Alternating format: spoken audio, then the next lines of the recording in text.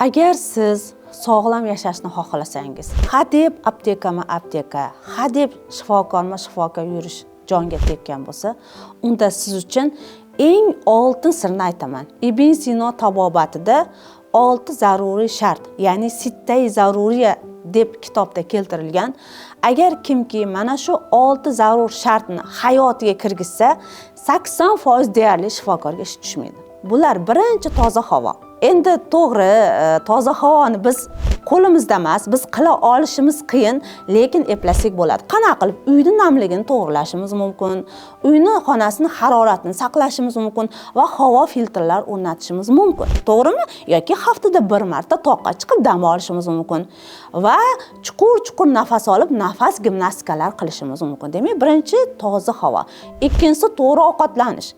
Ya'ni ovqatlanishda qoidalar, qanaqa qoidalar? Avvalambor mizojga xos, yoshga xos, iqlimga xos va o'sha joyni millatiga xos. Ya'ni o'zbek xalqi Yevropan taomlari bilan ovqatlanmagan ota-bobomiz yoki bo'lmasa Rossiyan taomlari bilan ovqatlanmagan. Bu epigenetika deyiladi. Ya'ni ota-bobomiz iste'mol qilgan ovqatlarni yeyish va sog'lom ovqatni tanlash va to'g'ri suv ichish.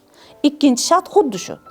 Uchinchi shart uyqu va uyg'oqlik. Bizda shunaqa bioritm shakllanganki, odam ato yaratilgandan beri tunlar orom olinadi, kunduzlari ishlanadi. Bu qonun bu. Bu sirkat ritm deyiladi. Bu vaqtda organizm dam oladi, miya o'zini ishini yaxshilaydi, endokrin sistema to'g'rilanadi. Hozir bizda qanaqa global epidemiyalardan biri bu kechqurun uxlamaslik. 11-12-1.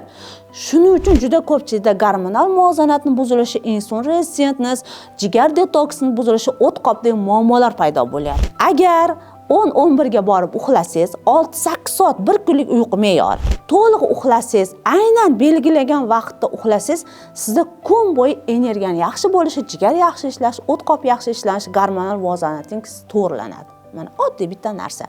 Keyingisi badan tarbiya. Ya'ni har kuni 5000-10 qadam yurish sizni sog'lig'ingizning asosiy garovi hisoblanadi. Nimaga? Mana masalan bir hayvon qimirlamay yotsa yoki bir o'simlik o'smay turib qolsa nima deymiz? Voy, o'lib qopti deymiz. To'g'rimi? Xuddi shunaqa inson ham harakat qilmasa, u ham deyarli o'limga mahkum bo'ladi. Harakat bor, tiriklik bor. Harakat yo'q, demak o'limga yaqinlash degan. Shuning uchun albatta hayotimizga harakatni kiritishimiz kerak. Keyingisi ruhiy kayfiyat. Ya'ni g'azab, jahl, gina bu odamni ichki energiyasini yemiradigan va qarishga sabab bo'ladigan omil hisoblanadi. Tabassum, xursandchilik, optimistik qarash bu energiyani ko'payishiga va moddalar almashinuviga juda ijobiy ta'sir ko'rsatadi.